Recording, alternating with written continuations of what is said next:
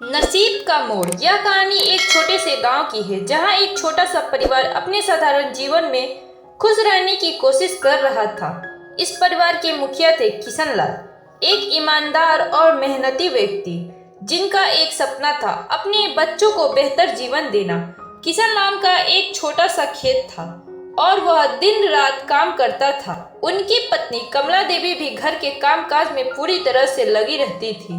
उनके दो बच्चे थे, अनिल और सपना। अनिल पढ़ाई में अच्छा था और सपना एक खुशमिजाज लड़की थी जो घर के कामों में मदद करती थी और कभी भी शिकायत नहीं करती थी। परिवार के पास बहुत कुछ नहीं था लेकिन सब कुछ संतुष्ट था। लेकिन किस्मत ने फिर जो मोड़ लिया उसने उनकी पूरी जिंदगी बदल दी। किशन लाल का सपना था कि उनका बेटा अनिल एक बड़ा आदमी बने ताकि उनकी मेहनत सफल हो सके और उनका परिवार बेहतर जीवन जी सके। वह अनिल को हमेशा कहते रहते, बेटा तुम पढ़ाई करो, मेहनत करो ताकि तुम कुछ बड़ा कर सको। अनिल भी अपने पिता के सपने को अपनी जिंदगी का लक्ष्य बना चुका था। वह दिन रात पढ़ाई में लगा रहता क्योंकि उसे पता था कि उसका परिवार बहुत संघर्ष कर रहा है और उसे अपने परिवार के लिए कुछ करना है। कमला देवी भी अपने बच्चों के भविष्य के लिए चिंतित रहती थी, लेकिन वह चाहती थी कि उनका परिवार हमेशा एक दूसरे के साथ रहे और किसी भी हाल में एकजुट रहे। एक दिन गांव में एक बड़ा हादसा हुआ। अचानक गांव में बेमौसम बारिश शुरू हो गई और कई घरों की छतें गिर गई। किशन लाल का खेत भी बर्बाद हो गया।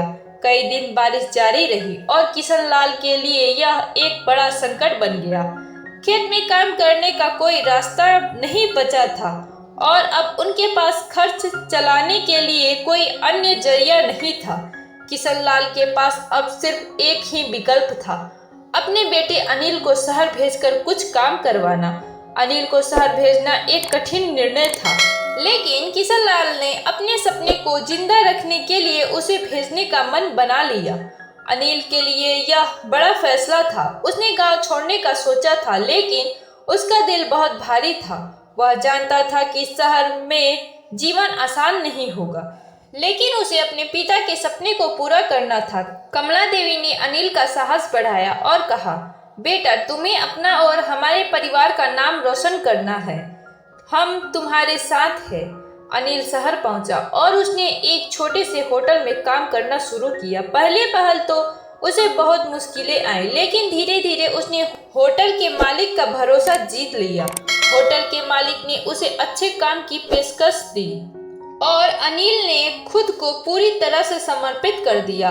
अनिल का सपना था कि वह किसी दिन अपने परिवार को अच्छे जीवन की सुविधाएं दे सके। वहीं दूसरी ओर सपना ने भी घर में जिम्मेदारियां संभाल ली थी। खेत की देखभाल और घर के सारे काम करती थी। सपना हमेशा सोचती थी, अगर अनिल पढ़ाई में सफल हो गया तो हम सबके जीवन में बदलाव आएगा। वह भी दिन रात अपने माता पिता के सपनों को पूरा करने की कोशिश करती ताकि उनके जीवन में कोई कमी न हो। किशन लाल के लिए यह समय बहुत कठिन था। उनका खेत बर्बाद हो चुका था और अब वह खुद भी बीमार रहने लगे थे। एक दिन वह अचानक बीमार पड़े और डॉक्टर ने उन्हें आराम करने की सलाह दी। अब उनकी पूरी उम्मीद अनिल पर थी। वह चाहते थे कि अनिल जल्द ही कुछ बड़ा करे और अपने परिवार को इस संकट से बाहर निकाले। शहर में अनिल की मेहनत रंग लाने लगी थी।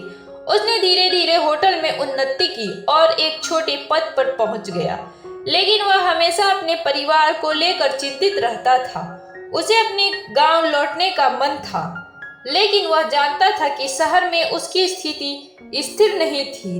एक दिन होटल में एक बड़े उद्योगपति आए जिन्होंने अनिल को देखा और उसे अपनी कंपनी में काम करने का प्रस्ताव दिया।